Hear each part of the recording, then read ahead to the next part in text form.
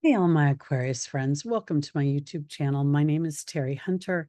I'm an intuitive astrologer, and I'm here today with your September 2024 monthly horoscope. These horoscopes are based on whole sign Western astrology. So when I'm talking about Aquarius, I'm referring to Aquarius rising as dictating the landscape of the chart. This is also applicable to Aquarius sun and moon. And if you have 3 or more planets, personal planets in the sign of Aquarius, this video is for you as well. When I refer to a day and a time, it's based on the Pacific time zone. So please adjust for your location. The month starts off with your ruling planet. Aquarius is ruled by Uranus, and it's going retrograde in your 4th house of Taurus. Uranus has been traveling through this house since 2018. And wherever Uranus goes, there is lightning strikes, unexpected things happen. We are more aware of any oppression or feelings of being outside of something, being exiled in some way. We are focused on our hopes and our dreams in the sign of Aquarius. And Uranus rules all of that and stands in alignment for it. The energy of Taurus rules your family experience and how it shaped your perception of yourself. Now we see that Taurus is in the 4th house for you, which is literally the house that represents home and family. So you've been going through a series of events that have made you very aware of what you want and need in the way of nurturing, in the way of individual expression, in the way of something that you can depend on, that you can grow, that you can make sustainable on some level, and also have it be authentic to your truth and your uniqueness. So this is very powerful. So here we have Uranus is going to go retrograde to 23 degrees, and then it's going to move forward in, I believe it's January 30th, I'm sorry, 2025. So this is pretty significant. While Uranus has started its retrograde, it is in a favorable aspect to Pluto. Pluto is in your 1st house, and it's retrograding into your 12th house of Capricorn. The 12th house represents a place we feel unseen, a place that we feel a sense of isolation. It rules time alone in meditation, but it also rules dream time, literally dream time. It's an ancestral house where the soul meets with its ancestral choices. It's what we call karma. So Pluto's coming back into this house, supported by your ruling planet, to sort of excavate and to bubble up any old energies that are still holding you back, repressing you, stoking your fears. And this is supported, I believe, further by Neptune.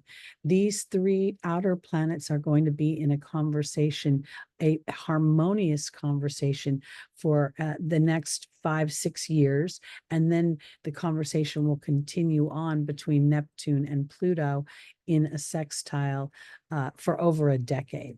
So this is really offering you an opportunity to exercise, and I mean literally like work out whatever it is that you need in the way of nurturing, healing, and even trusting that inner voice, the intuitions. Now, that might become a little bit of a challenge because we see right now that Mercury is making a loose square to Uranus. The moon is here as well at this time. The moon's going to move very quickly. So we're going to focus more in on Mercury. Mercury is our everyday thoughts, our communications, journalism, the newspapers, emails, the things we read on trending on Yahoo. It's how we learn, how we think. It's intellectual. It also represents democracy, and so does your ruling planet of, well, your ruling planet represents rebellion, which then leads to a revolutionary idea, and Mercury represents democracy. So this is not about a country now. This is about within your own being energy, so that you can create an environment that supports what it is that you want to birth out into the world versus what you have experienced up until now. Leo is your seventh house of contractual partnerships. It represents the commingling of lives and cooperation. It's also a house of peace and harmony. And with the Leo energy, there's a sense of creativity, and also naturally ruled by Venus, because Libra usually rules the seventh house. There is that creative aspect sort of doubled down on. Now here we're focused in on creative thinking and maybe even feeling instead of thinking, as we are aware of our wants and our desires and the things we want in our future. Uranus rules our future, and the actions and the choices that we make today are the stepping stones for our future. And this is going to become extremely tense and obvious on some level to you as you walk through the subsequent months and even years, because Pluto is going to move into your first house and really start to unleash your power and create a focus for you that allows you to shed any old skins that are tethering you to a smaller version of yourself. And that's not always an easy thing to do. We also have Pluto later this day, and I'm going to go to, I think it was 10 o'clock at night. Now we see that Pluto has moved into Capricorn.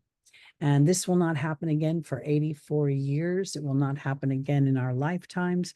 And I think this is very much going to represent karmic history and history of government, history of authority, history of the structures that we run our lives through and by, and yet are they actually working for us? Are they actually creating the life we want? Because I believe that Pluto is breaking up the old structures. And that, again, is not an easy thing to do, because a lot of these structures have been in play for so long that people will say, well, that's the way it is. Now, we see at this time at 10 o'clock, the moon has moved into Virgo. And this is, again, a transitory, really fast. So I'm not focusing so much on that. But then we see that Mars is in Gemini, and Gemini is your fifth house of creativity, of your self-expression. And this is forming a yod. So Pluto is creating at this time an opportunity for you to truly have a soul's shift from one experience to another, meaning you can reconcile some things for yourself and come to terms with them, especially about the way you think. We see Mars representing bravery, also representing anger, frustration, aggression, but it's at the 28th degree. And now we see this 29-degree Pluto. This is a blind side. This is a tense moment. This is also a blind side. So emotionally, there could very well be obligations and duties and where you feel that you need to be of service. And the focal point is, am I really being of service, or am I just perpetuating old habits, old ways of thinking, things that don't actually empower but disempower? And Mars wants to punch holes into that idea. So I think that these transits are very powerful, because we also have your ruling planet supporting this transformation. We have Neptune supporting the transformation. And now we have Venus and the South Node supporting this transformation. Now here, the little bit of a challenge here is that Venus is sitting in so close to the South Node. She's also on the supergalactic center, which is about the relationship with self. This is going to reflect your beliefs and what you believe about the possibilities of all Venusian things: partnership, making money, having good friendships, feeling a sense of comfort and ease. And the South Node will be requiring something to allow some sort of toxicity, something that's not working, to be eliminated or to be transformed into the manure that makes your garden grow, because Pluto rules manure.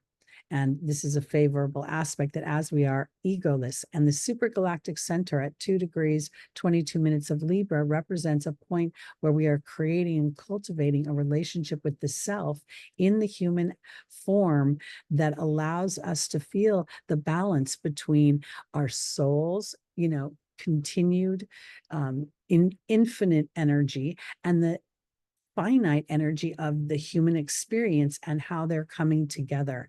And they are creating situations, people, and dynamics to help you have an awareness so that you can make this integration. It's very, very powerful time for humanity in general. Uranus will be retrograde technically from 9/1 until January 30th, 2025. Pluto will retrograde back into Capricorn until November 19th, 2024, and then it will move forward and move back into your first house for the next 20 years until 2043. And this will create a whole new transformation of who and what you are, what you want. And it's really, a 2.3.4.0 version of you. This is just the first day of the month. So let's go to the second day where we see a new moon in Virgo. This is going to be at 6:55 p.m. Pacific time.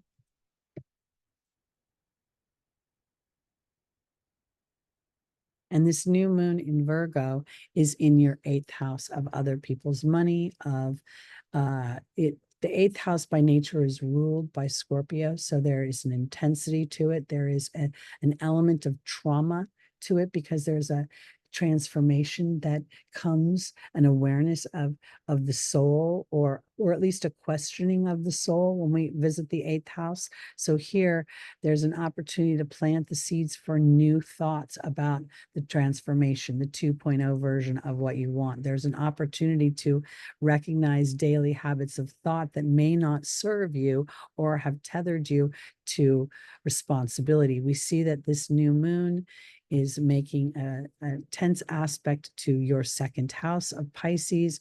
It's a loose opposition, but Saturn is, wherever Saturn is involved, there is going to be a sense of repression, a sense of slowing something down. And that slowing down is so that we can plant the seeds of something that is more authentic, to use the house of service to benefit others by benefiting the self. When we give selflessly, we must consider ourselves within that dynamic. And the human structure will say, no, it is the absence of self. But that doesn't really inspire, it just enslaves. And that's why this house is so challenging, because inadvertently we cross a line and we forget about the joy of the 5th house and our own self-expression. So, and our health, physical health is represented in this house. And as we allow ourselves to birth our authenticity, even if it's just to ourselves, we create a more healthy dynamic within the physical apparatus. So there's a lot of opportunity for Aquarius to, over these next few years and these beginning months, to set the seeds and to, or I should say, plant the seeds and set the tone to put real structure into your 2nd house endeavors. And when I say that, I mean really using the Piscean energy to connect with your creativity, with your divinity, with your team on the other side, with your oversoul, which sits outside of the physical experience and supports the things you want. And this will bring initial tension, but also it will bring an opportunity for longevity in this endeavor, because that's what Saturn does. Wherever Saturn goes, it says, I'm first going to slow you down and make you think about what it is you're doing. And whether you like it or not, you will finish your commitment. Feels kind of like a dad whose kid has joined the soccer team and then finds out after 3 or 4 games halfway through the season that they hate soccer. They don't like running up and down the field. And dad's like, you're not quitting. You have to see the season through. That's Saturn. So that's huge. Okay, let's go to the 4th, when we're going to see Mars move into Cancer. Now, Mars is considered in its fall here. When it's in its fall, it's in a position where it feels very uncomfortable. It feels there's a sense of being ignored or potentially not taken seriously, not feeling respected. And when Mars moves into Cancer, Mars's hot-headedness is not appreciated by the Cancer energy. That's why Mars is challenged here. But I believe that Mars has had very strong conversation with Jupiter about beliefs, about expanding Mars's repertoire of activities, meaning Mars knows how to be a hero. So as Mars moves into your house of work, of duty, of service to others, and of your health, as you use this energy to be brave, to allow your intuitive body to speak more loudly than your very intellectual brain. Aquarius rules the genius mind. It thinks so far out the box, it invents things that no one has ever heard of before that actually helps humanity. And in that endeavor, it sometimes lacks balance with the emotional dynamic that allows for the intuition. And here Mars is being tasked to slow down enough and swim through the waters of this house in order for you to really be authentic in the service that you provide to others. We see that Mars is in and will continue for a little while to be in a tense aspect up here to your 12th house, saying, you know, the underbelly is still there, the wanting to be annoyed, the wanting to be angry, not wanting to deal with other people's emotions or their emotional response to what I perceive as important could very well create tension. We see that as evidenced by the challenges squares to the nodes as well as to Neptune here. And the moon, again, you know, will trigger it at this moment, but the moon has been moving all day. So unless the moon is in a full or new aspect, I'm letting it pass by a little bit. Okay. Now we see that Mars is the focal point of a T-square. Okay. And that's really very, very much about Mars's being aware and being brave and being the inspiring and passionate energy versus the angry energy. Now, I want to say this for my Aquariuses as well. As Mars moves into this 6th house, you could feel a call to service. The United States, in many ways, is a challenged dynamic right now. Their reputation on the world stage is not at its peak, to say the least. We're going through a presidential election that has been unprecedented in the twists and turns. And this may very much make you feel a strong sense of patriotism. We have Cancer energy is very patriotic. It feels very much connected to its country and its roots and its home of origin.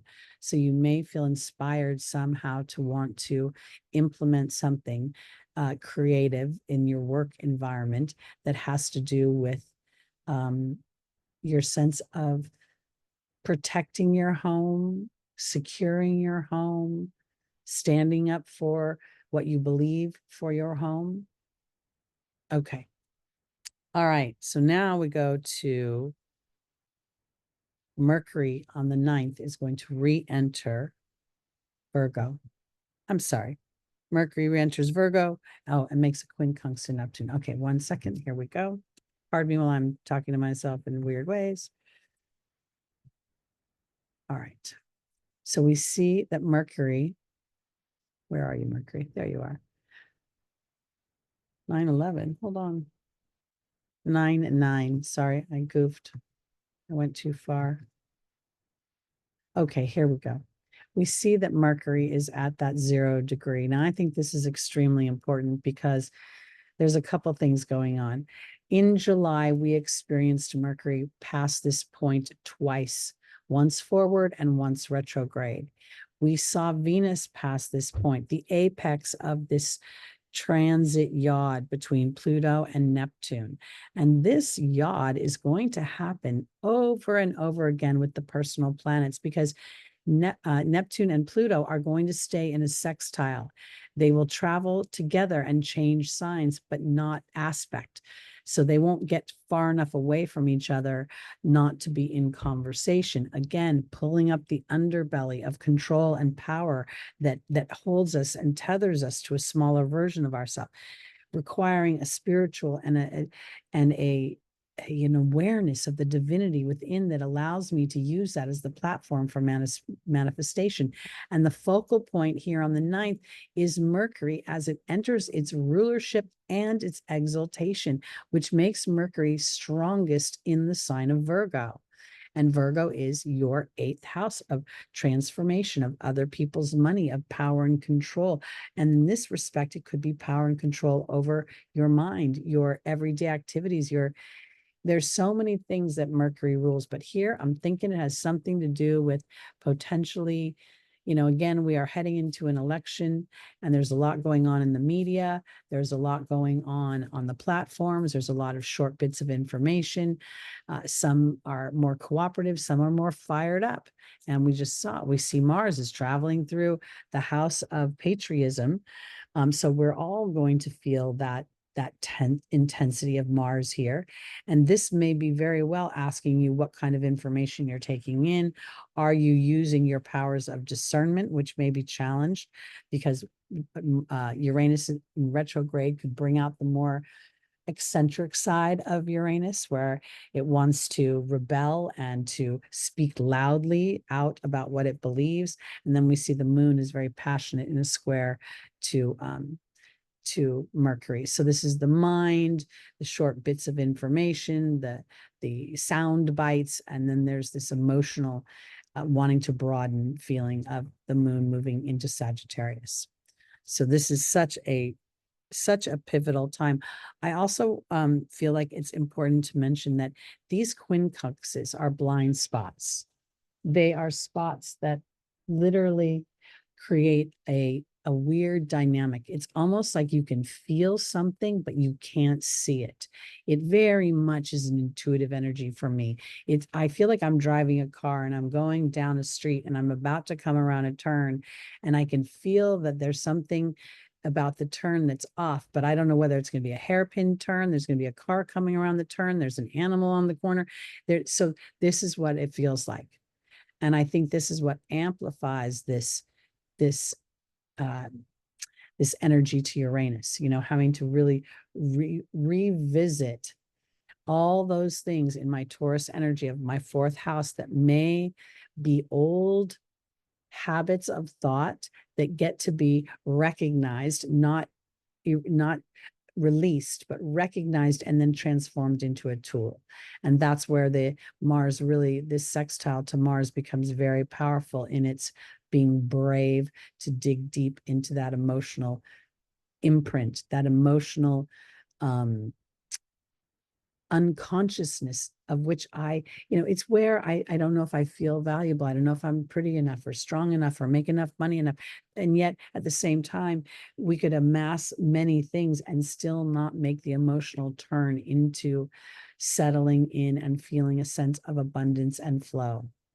And I mean that with love. I mean that with money. I mean that with friendships, with family, with all the genres that make the human experience so enjoyable. Now we go from here to the 17th to our first eclipse of the season. Second season of the year. This a partial lunar eclipse. It's going to happen at 7:34 p.m. Pacific time.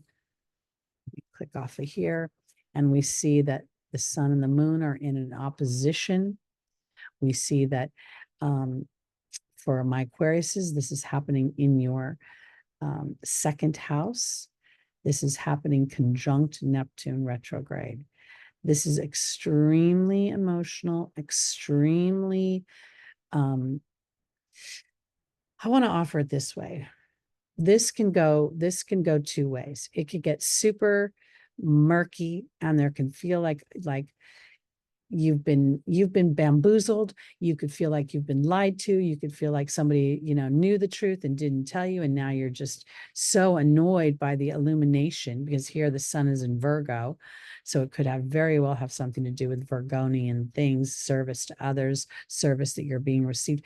But it is supportive. Whatever this illumination is that feels somewhat disappointing and somewhat annoying and somewhat like I want to get up my own grill because I should have known better. I should have seen this. I should have, that's the thing about Aquarius, because you represent the future and you represent ideas that have yet to be conceived. Sometimes you think you should know things that you just can't know.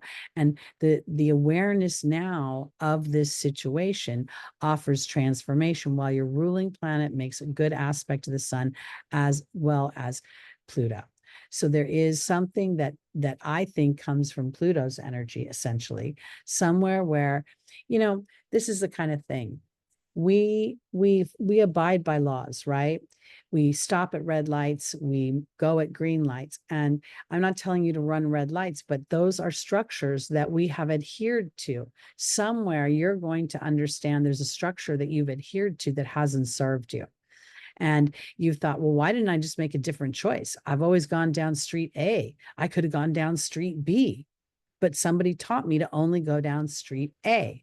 I don't know what the specific situation will be for you, but I do think it's going to be very palatable in this moment. There's an illumination. And this is where I think that Neptune is a little bit challenging. Neptune is at 28 degrees.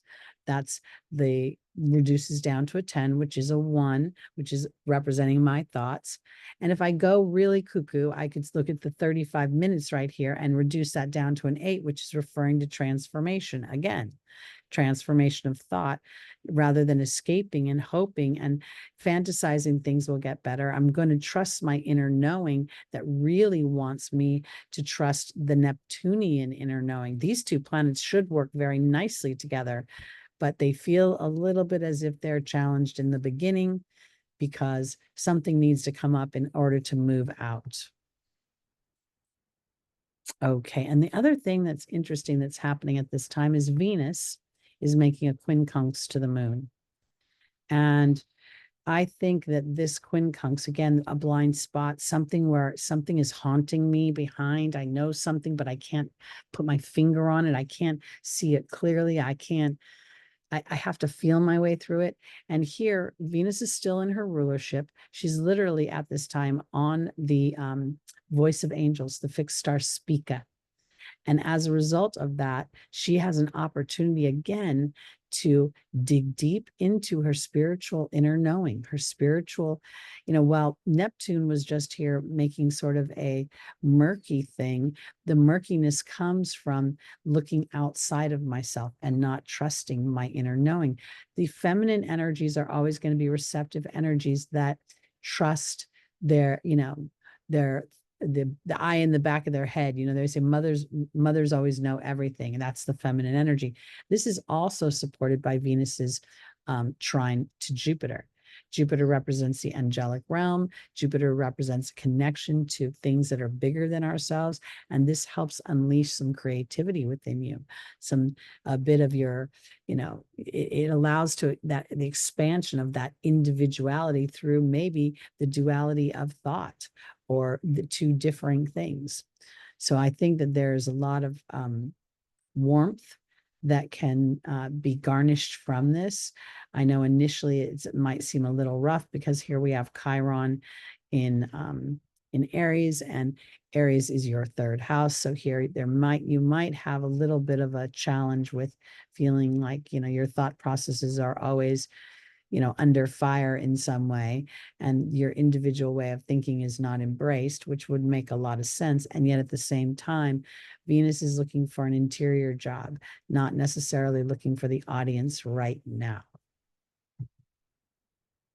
Okay, I know that seems weird, but because she's in Libra, but that I kind of go back to the idea that the healthiest relationships we can create are with ourselves, that then are birthed out into our relationships with others. Because if we're insecure, we'll often depend on another person's opinion or, their way of being to feel safe. And I think that's actually a very slippery slope because all humans are just trying to do their best. And some days we're better than others. Okay. Now let's go on to the sun will enter Libra, where it will be in its fall, and Venus is going to move into Scorpio, where she will be in her detriment. I'm going to go back, I believe, to 12 p.m. And this is going to be on the 22nd. So we see that the sun is at 0 degrees of Libra. So the sun is exalted in Aries. So when the sun is in Libra, it's in fall. And that's where you might not feel respected. You might not feel heard or listened to or taken seriously, or even you could feel taken for granted. We're seeing here that the sun in Libra is an opportunity to be aware that your own individuality, which is what the nodal structure is offering us right now, is as important in your relationships as your sense of cooperation. Now, Aquarius is individualistic in everything. So this might be the tension or an opportunity for you to be aware of how you are opening up to your partner. This might be an opportunity during, we look at your Libra energy of that 9th house for you, of going to the foreign place, of letting your partner speak, even though you may know what the answer is, you may know what they're going to say. You have an opportunity to really sit in an egoless energy that creates a bridge.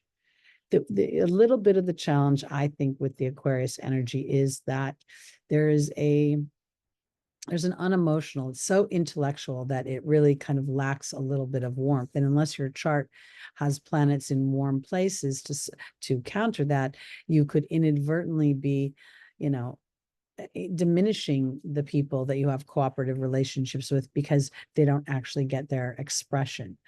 Let me go to a little later in the day because Venus is still in Libra. I'll try 6 p.m. And now Venus, oh, she's still there. Well, I need a couple more hours. Let's try 9 p.m. All right, so now we see Venus has moved into Scorpio. And this is a little bit challenging because when she's in Scorpio, she doesn't feel so controlled. She feels a little, this is where she can get a little bit jealous. She can get a little bit manipulative. She can use sex to get what she wants. And we see that she is having challenging aspects to Pluto. She's having challenging aspect to her best friend, Neptune, because she can't see herself now. This is where she's very focused on other people, on, sometimes Venus can look at the resources of something and feel that sense of security supersede her need for emotional connection. And I think that this is indicated by the 2.5 to Saturn. As she enters Scorpio, she may be more concerned with the things that are sustainable and looking to build that. So now let's reframe that from partnership to potential clients. If for some reason you're having challenge with clients or vendors or people within your work sector, Scorpio is your 10th house, you could find that there is an opportunity to revisit some of those relationships and see if they are still supporting your expansion and growth. Because when we're looking at Gemini and your 5th house Aquarius, you're having an opportunity to really expand. Even though Jupiter is in detriment there, there's still an opportunity to expand on your own creative genius, to build upon it. And here you may be inadvertently tethering yourself to old dynamics because the erosive part of Neptune doesn't let you see your value. And the square to Pluto is bringing up old crap that just doesn't work. Again, your 12th house, the history of your soul may feel slightly not palatable or not, the challenging thing about Aquarius is it literally rules exile. Like if you were, rebelled against the monarch, you were either killed or you were sent off to another land to be punished. So there's this underbelly all the time of Aquarius feeling like they're not connected to this earth plane. And here Venus may be feeling that just a little bit, and how people are viewing you in the public eye. Okay. Now, by the 24th, Venus is on the Shapley cluster. The Shapley attractor within the Shapley cluster. Here we see her, she's at 2 degrees of Scorpio. The sun is at 2 degrees of Libra on the supergalactic center. These two planets are not having a conversation, and yet they're having a conversation with these points. This Venus being on, when you get to the Shapley attractor, it's an opportunity to release false attachments, to recognize where you've given up your power to something you perceive as something potentially lucrative or safe, or, the big fish client, or the, rich husband or wife that'll take care of you, but there's no emotional connection. These are being visited right now. And the sun here is illuminating your drive, your ambition, and your ego, and the relationship you have with yourself. Mercury is still in this very powerful place at the Geminian degree. So here we are, really thinking over again about how am I presenting and what am I allowing to be presented to me. Sometimes we need to go on a media diet so we don't get polluted by things, because we're not getting balanced information. And that might be something that Venus is, again, bringing up, because Venus is still in a square to Pluto. And Pluto rules Scorpio, and all of this could very much be how we're perceiving the world stage right now. We do see a nice trine between Pluto and Uranus and Mercury, and just a little bit off here is the sun, and then they come back up. So there is an opportunity to really see things more clearly and to be able to see into the future a little bit.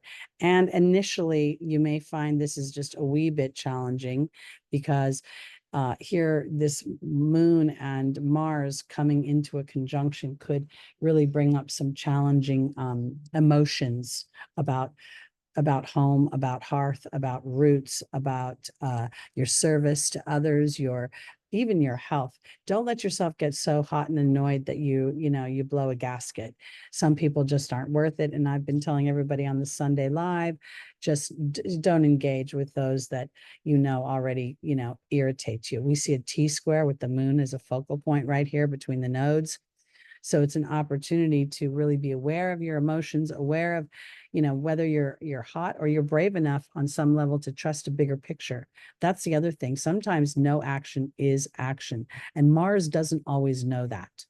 And the moon sometimes can be paralyzed into no action and go down the dark path. So there's something here that I think requires balance of thought. Here's the moon at 7 degrees represents the Libra energy. We've got the 11th degree here, which not only represents the Aquarian energy, but it also represents the master number of thought. So this is an opportunity, but again, tenseness, challenge. And I think that challenge may come from media, journalism, news, information during these very pivotal months in the United States, because it's going to affect the world stage. So if you're listening from somewhere else in the world, there's that ripple effect. Now let's go to the 26th, when we will see Mercury move into Libra. I'm going to go back to 12 o'clock in the afternoon. And we see that Mercury is at 0 degrees. Mercury is very, when Mercury moves into Libra, the energy changes. The energy becomes a little bit softer. I think that Mercury expects a lot of itself while it is in Virgo. Again, it's exalted, it's in rulership. Now it's working with others. And I think that right now it's so close to the sun that it's a little bit about working through whatever ego issues, whatever ambition, whatever is going on that you feel is opposing you. You may find that at this time, your Libra, your 9th house, is really going through a transformation of beliefs, a transformation of it could for some of you, it may have to do with business as well, because the 9th house rules publishing. It rules branding, marketing, writing. So there could be something to do with, again, not only information that you're receiving, but also information that you're putting out. And I think that might, and again, is supported through the trines here. to Uranus and Pluto. The opposition is really Neptune here. And I think on some level we will, on a world stage, find out that certain information has been foggy, blurry, straight up deception and lies, and that could infuriate the Mars energy in Cancer. And at the same time, the awareness of that could inadvertently confirm an inner knowing for Aquarius that resonates so deeply that it allows for a paradigm shift within you. I know it sounds kind of dramatic, but these are very dramatic times. Now I'm going to go to the last day of the month, and we see that the Mercury and the Sun are conjunct in Libra. We see that we have a pretty, this is a kind of a, I don't want to say a quiet before the storm, but as we get into October and we get closer and closer to the United States presidential election, the energies will run high and emotions will run hot. But during this time, we have a real opportunity to be egoless in some ways to the balancing of the dynamics around us. The Sun and Mercury being conjunct also indicates that Mercury is combust. So the Sun would be eclipsing Mercury in some way. Now, that's interesting because I think Mercury here is representing that information, that news, that those short bits of information that are coming to me.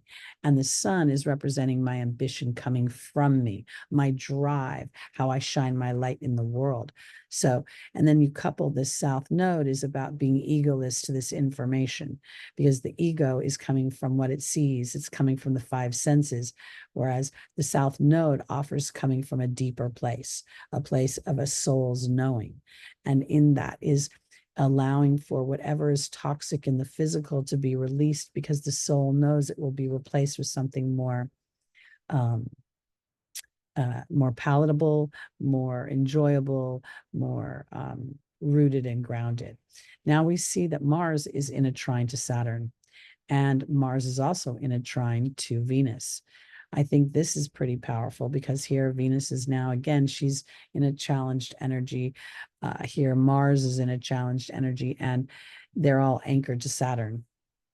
I mean, they're all anchored to each other, but here I really think this is where we have started to really root in that spiritual structure. So when I say that, I talk about, like, when I get up in the morning, the first thing I kind of do when I wake my eyes is sort of look around and thank the universe for my surroundings, for the day ahead.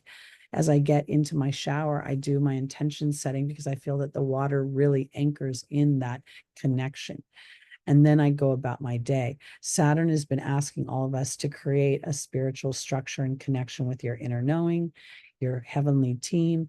And this is all being nicely supported by Venus here in Scorpio, offering me an opportunity to find my value, a sense, and calming me down a little bit as well. And I mean that in the sense of when I'm feeling too vulnerable to other people's power over me and I'm feeling powerless, I may want to try to manipulate the situation. But Mars is over here saying, oh, no, no, we're going to slow this down just a wee bit because I have to swim through these patriotic waters. I've got to look at how I'm self-nurturing. And then when we take into consideration that Mars and Saturn have to love each other because Saturn hosts Mars as its exaltation in Capricorn. So this is where this is the sensei and this is the young knight learning how to use his power and not let his fears be his Achilles heel. So there's favor here, favor for my self-worth, for bringing in more money, for feeling a sense of pacing, understanding the ebb and the flow of life rather than running, trying to get there fast. Knowing that sometimes when I slow down, the universe brings in something I couldn't see that will be sustainable and rewarding. So that's how we end the month. And so we get a little bit of a respite before the seas start churning again. I want to thank you all, Aquarius, for listening to my video. If you enjoyed this, please like, please subscribe, please share. Join me Sunday mornings live at 11 a.m. Pacific time. That's where we look ahead at the week ahead's transits, and we do an angel reading and we pull a tarot card for each sign. That happens at 11 a.m. Pacific time. I will be back in October, sending lots of love and good tidings to you all, and have a wonderful September. Bye-bye.